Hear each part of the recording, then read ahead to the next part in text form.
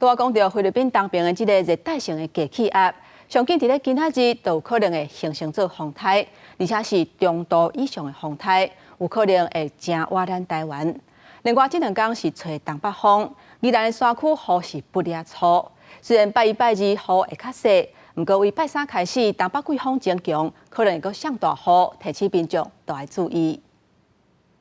台二甲线阳金公路拜六开始一直落雨，礼拜早起大量的土石出入到车道，2台车掉在路中，拖吊车来了后，有甲1台拖出来，另外1台家己开走。受风面通过甲东北季风增强，北部、东北部正方面雨真大，其中宜兰县南无乡2天累积雨量已经超过400毫米，阳明山、擎天宫也有258毫米以上的雨量，贵人软累积雨量也超过200毫米。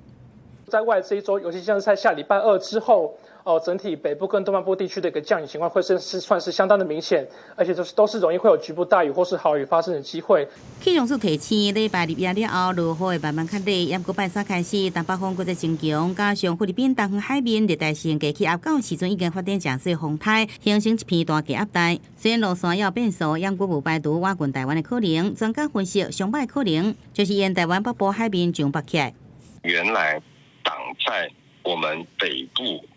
甚至于到韩国这附近那个高压，刚好由一个断层分裂成2个，所以这个扰动就刚好从这2个高压中间的这个比较低压的区域这样子上去。专家讲，这种热带系统所在海域对发展有利，沿途伊阁无受地形破坏。变做风台了后，无排除以中度风台以上挖近台湾，均阁无实有测以往无同。不过，不管伊是毋是会来，拢要注意外围环流甲东北季风互相的作用所带来真大的雨势。记者宋报道。